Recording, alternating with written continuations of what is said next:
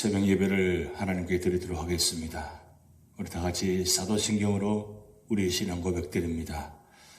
전능하사 천지를 만드신 하나님 아버지를 내가 믿사오며 그 외아들 우리 주 예수 그리스도를 믿사오니 이는 성령으로 잉태하사 동정녀 마리아에게 나시고 본디오 빌라도에게 고난을 받으사 십자가에 못 박혀 죽으시고 장사한 지 사흘 만에 죽은 자 가운데서 다시 살아나시며 하늘에 오르사 전능하신 하나님 우편에 앉아 계시다가 저리로서 산자와 죽은 자를 심판하러 오시리라. 성령을 믿사오며 거룩한 공회와 성도가 서로 교통하는 것과 죄를 사하여 주시는 것과 몸이 다시 사는 것과 영원히 사는 것을 믿사옵나이다. 아멘. 찬송가 493장 하늘 가는 밝은 길이 내 앞에 있으니 우리 가사의 뜻을 생각하시면서 찬양 드리시겠습니다.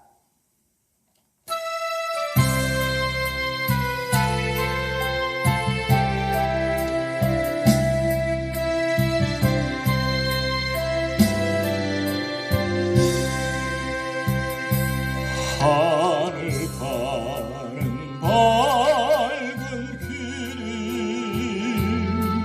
내 앞에 있으니 슬픈 일을 많이 보고 늘 고생하여도 하늘 영광 밝음이 모든 것을 해치니 예수 건너의지하여 항상 빛을 보도다. 내가 염려하는 일이 세상에 많은 죄 설의 근심밖에 걱정 늘 시험하여도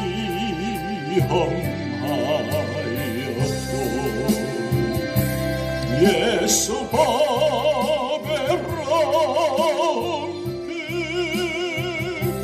모든 것을 이기는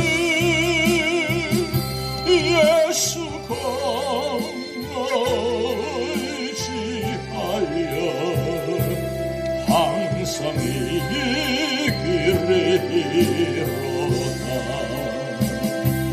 내가 천성 바라보고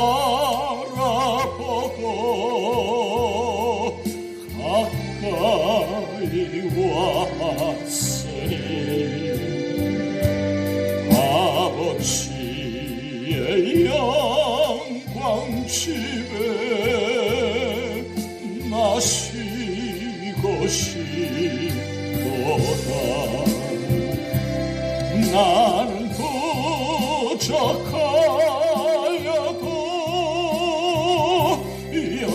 영접하실 터이니 영광 나라 계신 것 우리 구주 예수라. 내가 천성 바라보고 가까이 왔으니 아버지의 영광 집에 나 쉬고 싶도다. 나는 부족하여도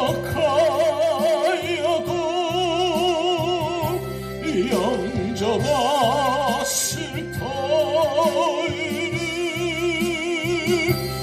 영광 나라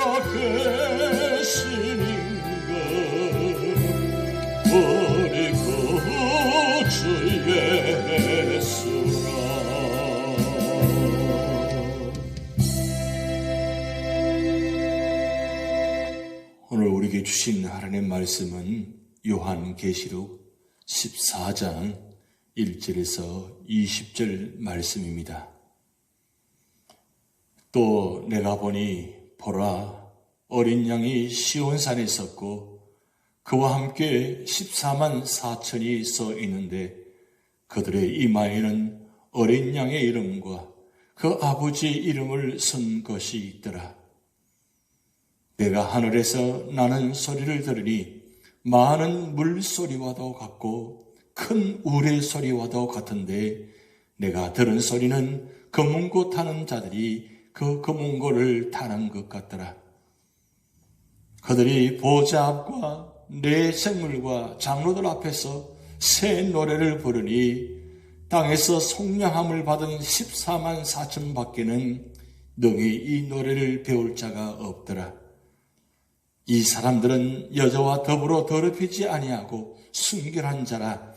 어린 양이 어디로 인도하든지 따라가는 자며 사람 가운데에서 속량함을 받아 처음 익은 열매로 하나님과 어린 양에게 속한 자들이니 그 입에는 거짓말이 없고 흠이 없는 자들이더라. 또 보니 다른 천사가 공중에 날아가는데 땅에 거주하는 자들 곧 모든 민족과 종족과 방언과 백성에 전할 영원한 복음을 가졌더라. 그가 큰 음성으로 이르되 하나님을 두려워하며 그에게 영광을 돌리라. 이는 그의 심판의 시간이 이르렀음이니 하늘과 땅과 바다와 물들의 근원을 만드신 이를 경배하라 하더라.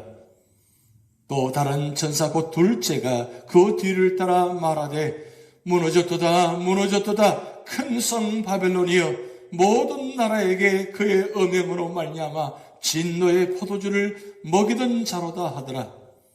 또 다른 천사 곧 셋째가 그 뒤를 따라 큰 음성으로 이르되 만일 누구든지 짐승과 그의 우상에 경배하고 이마에나 손에 표를 받으면 그도 하나님의 진노의 포도주를 마시리니 그 진노의 잔에 섞인 것이 없이 부은 포도주라. 거룩한 천사들 앞과 어린 양 앞에서 불과 유황으로 고난을 받으리니 그 고난의 연기가 세세토록 올라가리로다. 짐승과 그의 우상에게 경배하고 그의 이름 표를 받는 자는 누구든지 밤낮 쉼을 얻지 못하리라 하더라. 성도들의 인내가 여기 있나니 그들은 하나님의 계명과 예수에 대한 믿음을 지키는 자니라. 또 내가 들으니 하늘에서 음성이 나서 이르되 기록하라. 지금 이후로 주 안에서 죽는 자들은 복이 있도다 하시매 성령이 이르시되 그러하다 그들이 수고를 그치고 쉬리니 이는 그들의 행한 일이 따름이라 하시더라. 또 내가 보니 흰 구름이 있고 구름 위에 인자와 같은 이가 앉으셨는데 그 머리에는 금면류관이 있고 그 손에는 예리한 낫을 가졌더라. 또 다른 천사가 성전으로부터 나와 구름 위에 앉은 이를 향하여 큰 음성으로 외쳐 이르되 당신의 낫을 휘둘러 거주소서. 땅의 곡식이 다 익어 거둘 때가 이르렀음이니이다 하니 구름 위에 앉으시니가 낫을 땅에 휘두르매 땅의 곡식이 거두어지니라. 또 다른 천사가 하늘에 있는 성전에서 나오는데 역시 예리한 낫을 가졌더라. 또 불을 다스리는 다른 천사가 제단으로부터 나와 예리한 낫 가진 자를 향하여 큰 음성으로 불러 이르되 내 예리한 낫을 휘둘러 땅의 포도송이를 거두라. 그 포도가 익었느니라 하더라. 천사가 낫을 땅에 휘둘러 땅의 포도를 거두어 하나님의 진노의 큰 포도주 틀에 던짐에 성 밖에서 그 틀이 밟히니 틀에서 피가 나서 말 굴레까지 닿았고 1600 스타디온에 퍼졌더라. 아멘. 오늘 요한계시록 14장의 말씀은 마지막 심판에서의 구원에 대한 말씀입니다. 복음이 모두 전해진 후 드디어 심판이 시작됩니다. 요한은 본장에서 어린 양과 함께 있어 새 노래를 부르는 14만 4천의 사람들과 하나님의 진노의 포도주를 마심으로 고난받는 사람들의 환상을 봅니다. 또 신자와 불신자의 마지막을 스스로 비교하는 환상까지 보게 됩니다. 이 환상들은 마지막 심판 때 일어날 일들을 가리키는 것입니다. 그러면 마지막 심판에서 구원받으려면 어떤 삶을 살아야 합니까? 첫 번째로 1절에서 5절 말씀에 구속받은 자의 삶을 살아야 한다고 말씀하고 있습니다. 요한은 새 예루살렘, 즉 시온산에서 영광스럽게 어린 양과 함께 있어 새 노래를 부르는 14만 4천 명의 사람들을 보았습니다. 저들은 구속받은 성도들입니다. 이들의 특징이 7장에서는 14만 4천 명이 지상의 원수들에게 둘러싸여 있었으나 14장에서는 최후 심판 후 어린 양과 함께 하늘의 복을 누리고 있는 장면입니다. 예수님과 하나님의 이름을 새긴 표를 가진 자들입니다.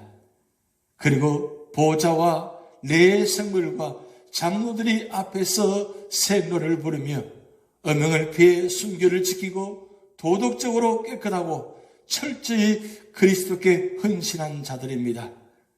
그러므로 이들은 세상에서 구별되어 하나님과 어린 양에 속해서 예수 그리스도의 피에 씻음받아 그리스도 안에서 흠이 없는 자들인 것입니다.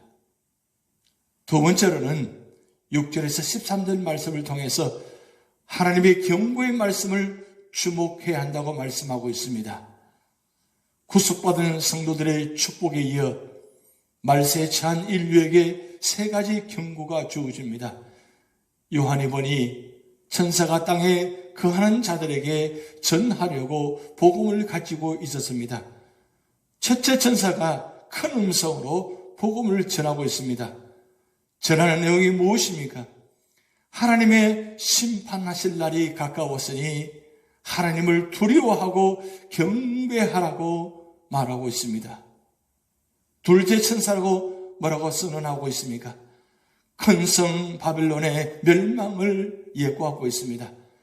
여기 바벨론은 로마의 멸망을 가리키기도 하지만 하나님을 대적하는 모든 세속주의를 의미하기도 합니다.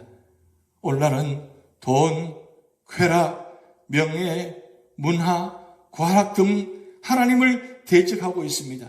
이것은 분명 바벨론의 영향인 것입니다. 셋째 천사가 큰 음성으로 경고합니다.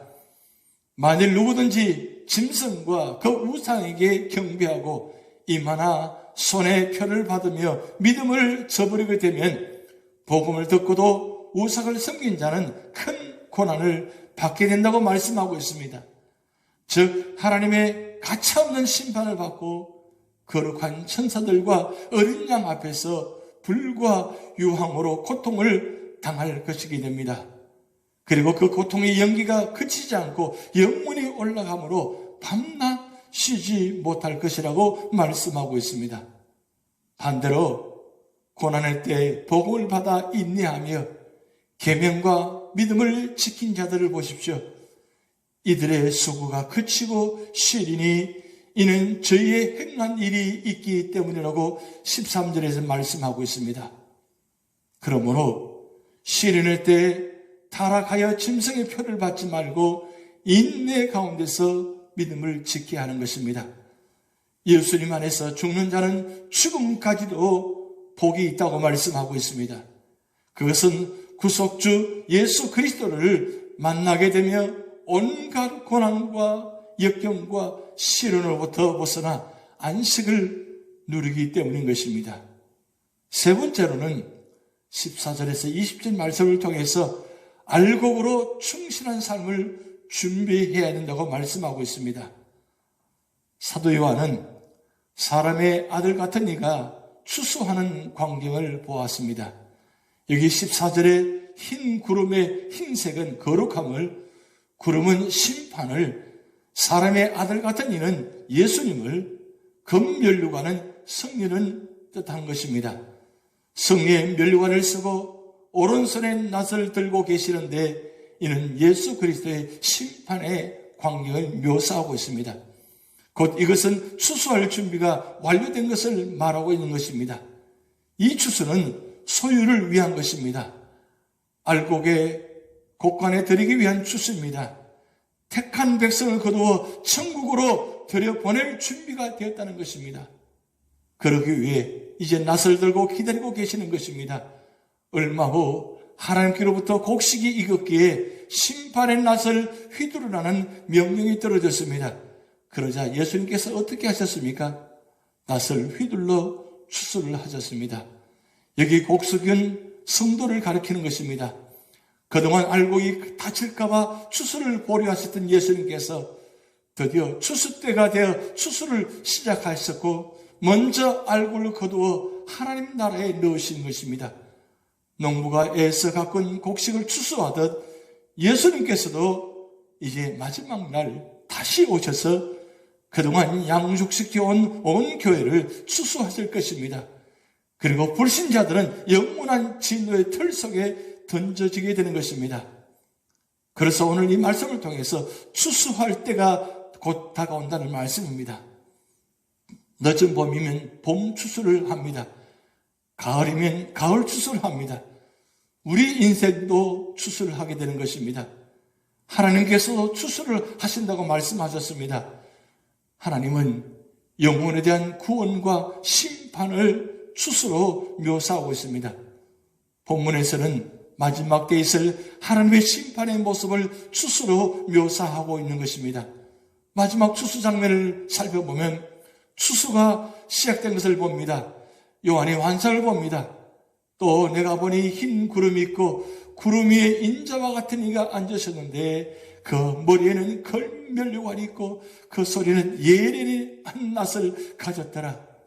사람의 아들과 같은 이는 주님을 상징하고 있는 것입니다. 주님은 머리에 면류관을 쓰고 계셨습니다. 그리고 손에 낫을 드셨습니다. 주님이 추수의 총 책임자라는 것을 상징하는 것입니다. 그런데 추수에는 특징이 있습니다. 알곡을 거두어들이는 결실의 추수가 아니라 가라지를 골라내는 심판의 추수였던 것입니다. 15절에 또 다른 천사가 성전으로부터 나와 구름 위에 앉은 이를 향하여 큰 음성으로 외쳐가로되 당신의 낫을 휘둘러 거두소서. 이는 또 다른 천사가 주님께 요청하는 장면입니다. 천사의 요청이어 곧 추수가 시작되었습니다. 16절에 휘두름에 곡식이 거두어지니라고 하였습니다. 여기서 곡식은 문자적인 곡식이 아니라 악한 자를 상징하는 것입니다. 마찬가지로 19절에서의 포도도 악한 자를 상징하고 있습니다. 인류에게는 반드시 심판날이 있습니다. 이 사실을 알지 못했기 때문에 사람들은 교만하거나 낙심하게 되는 것입니다. 시편 기자는 시편 73편 2절 3절에서 나는 거의 넘어질 뻔하였고 내 걸음이 미끄러질 뻔하였으니 이는 내가 악인의 형통을 보고 오만한 자를 질투하였음이라고 고백하고 있습니다. 시편 기자가 본 악인의 형통은 하나님께서 복 주신 복처럼 보였다는 사실입니다. 그런데 시편 73편 4절에 6절 말씀 보면 그들은 죽을 때에도 고통이 없고 그 힘이 강건하며 사람들이 당하는 고난이 그들에게는 없고 사람들이 당하는 재앙도 그들에게는 없나니 그러므로 교만이 그들의 목걸이요 강포가 그들의 옷이며 시편 기자가 본 악인의 행동은 끝이 없다는 말씀입니다. 그러나 시편 기자는 그들의 심판을 보게 됩니다. 19절 말씀에 그들이 어찌하여 그리 갑자기 황폐되었는가 놀랄 정도로 그들은 전멸하였나이다. 시편 73편의 19절 말씀은 바로 마지막 때의 악인들의 모습을 그리고 있는 것입니다. 의로운 자가 고난을 받고 악한 자가 형통한 세상에서는 이해하기 힘든 일이면 틀림이 없는 것입니다. 그래서 성도들이 갈등을 하는 것입니다. 이제 그런 고민은 더 이상 유효하지 않습니다. 드디어 심판이 시작된 것입니다. 추수할 것을 가공된다고 말씀합니다. 추수가 계속 진행되고 추수한 것이 마지막 때는 반드시 거두어진다는 말씀입니다. 오늘 본문 18절 말씀에 또 불을 다스리는 다른 천사가 계단으로부터 나와 예리한 낫 가진 자를 향하여 큰 음성으로 불러 이르되 내 예리한 낫을 휘둘러 땅의 포도송이를 거두라. 그 포도가 익었느니라 하더라고 말씀하고 있습니다. 포도송이는 죄 없는 사람들의 피를 먹어서 벌겋게 된 악인들을 상징하고 있는 것입니다. 요한은 19절 20절 말씀에 천사가 낫을 땅에 휘둘러 땅의 포도를 거두어 하나님의 진노의 큰 포도주 틀에 던짐에 성 밖에서 그 틀이 밟히니 틀에서 피가 나서 말굴레까지 닿았고 1600 스타디온에 퍼졌다라고 말씀하고 있습니다.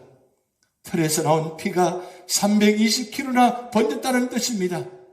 유대 온 나라를 넘어서서 세상으로 나아가고 있는 것입니다. 하나님을 대적하는 자들의 피가 이토록 멀리까지 물들어졌다는 말씀입니다. 우리도 불의한 것이 있다면 하나님 앞에 내놓아야 할 것입니다. 제사함을 받아야 할 것입니다. 회개하면 그리스도 안에서 일만 죄악이 용서를 받게 되는 것입니다. 이사야 1장 18절 말씀에 주홍같이 붉은 죄, 말로 다할 수 없는 모든 죄라도 회개하면 용서를 받는다고 말씀하고 있습니다. 그러나 회개하지 않고 거듭해서 불의를 행한다면 심판날 부끄러움을 면치 못할 것이라고 다니엘서 12장 2절에서 말씀을 기록하고 있습니다. 사랑하는 성도 여러분, 주께서 나들 들고 악인들을 심판하신 날이 다가오고 있습니다. 이전에는 우리도 심판받을 악인이었음을 명심하시기 바랍니다. 하나님의 은혜로 구원받았음을 다시 감사하시기 바랍니다. 그리고 악인들의 형통을 부러워하거나 질투하지 마시기 바랍니다. 오히려 그들에게 가장 필요한 것은 회개의 구원이며 그들이 회개하고 구원을 받을 수 있도록 복음을 전해야 되는 것입니다. 물론 지금도 악한 사람들의 행실이 세계 곳곳에 전해지는 세상입니다. 포도를 접틀에 넣고 짠다고 말씀하고 있습니다. 지금 우리 주위는 온갖 불의를 행하면서 선량한 사람들을 착취하는 자들이 많이 있습니다. 그들은 온갖 불의를 행하고 있습니다. 그러면서 하나님을 비웃고 있습니다. 마지막 심판 때가 되면 이런 것들을 다 내어놓게 되고 하신다고 말씀했습니다. 마치 포도송이가 접틀에서 으깨져 빈 껍데기만 남는 것처럼 말입니다. 최후 심판이 아니라도 사람은 죽을 때 자신이 가졌던 것을 다 놔두고 멀거숭이로 떠나게 된다는 말씀입니다.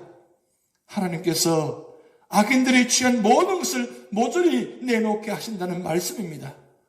불의한 일, 불법을 행한 일, 숨겨진 모든 일들이 우리에게는 내놓기 부끄러운 일들이 얼마나 많이 있습니까? 지금은 그런 것들을 숨기고 있지만 그날에는 어쩔 수 없이 모두가 드러나게 될 것입니다. 이 마지막 때 우리 삶의 자리가 어떤 삶의 자리인지를 우리 스스로 질문해 보시기 바랍니다. 우리가 마지막 때에 우리가 던져야 할 질문 보면은 우리에게 대단히 중요한 두 가지 질문을 던지고 있습니다. 첫째로 나는 알곡인가 포도송이인가?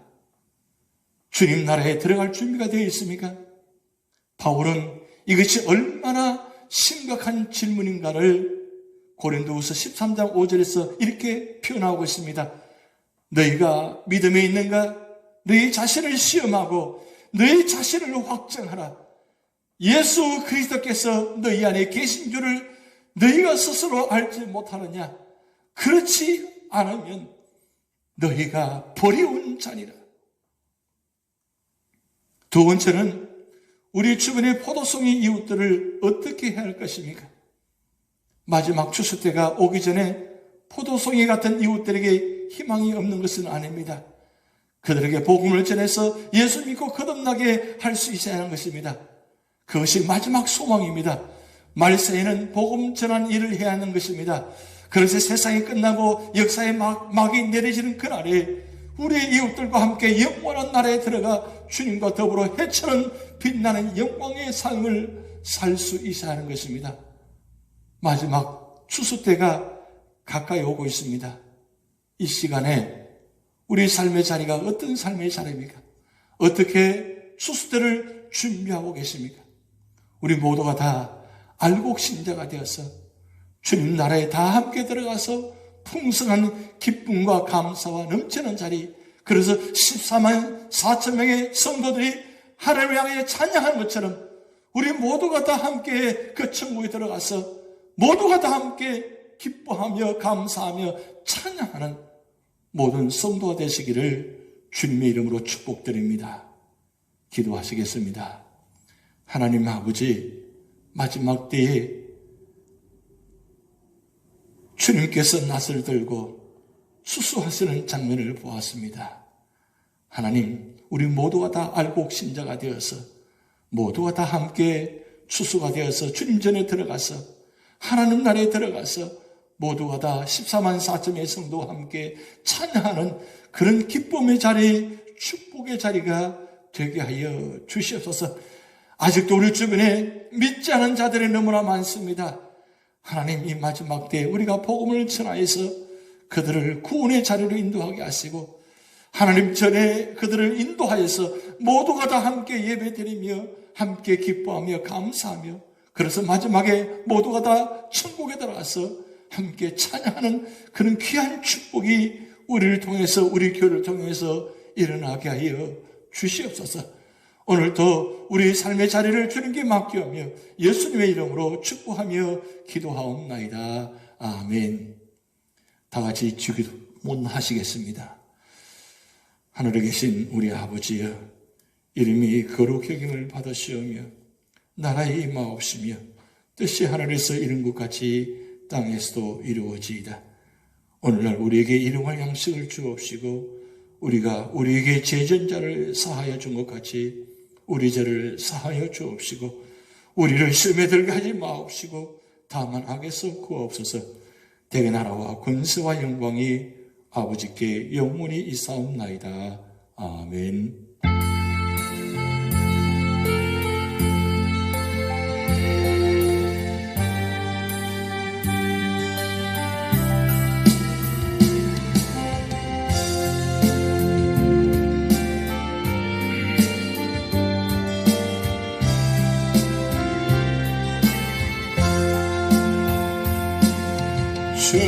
죄악된 세상을 방황하다가 천국과 지옥도 나는 몰랐네. 고집대로 영주를 험한 세상이 왜들이 더러운지 이제야 아네.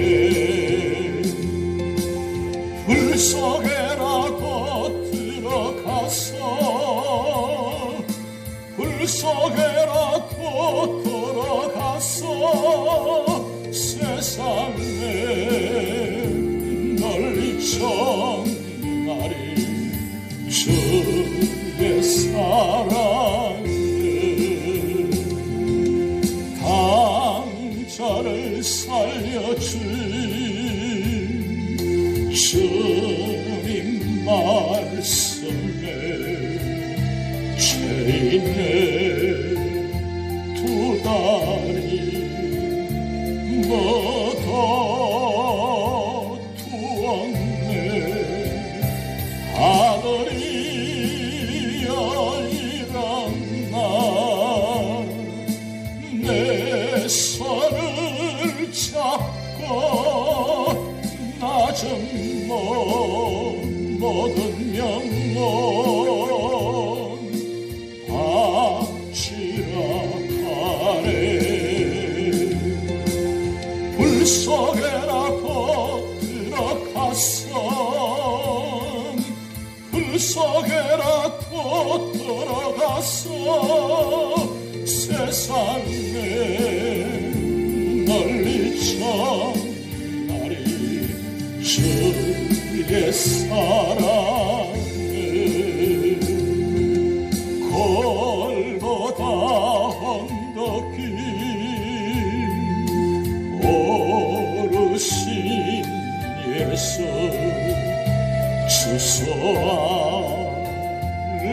일꾼들 찾아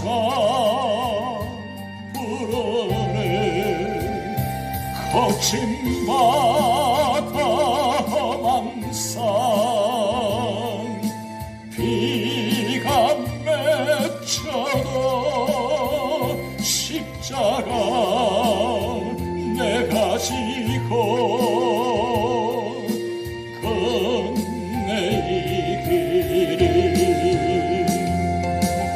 불성에라도 들어가서 불성에라도 들어가서 세상에 널리 전하리 주의 사랑을. 불성에라도 들어가서 불성에라도 들어가서 세상에 널리 전하리 주의 사랑을.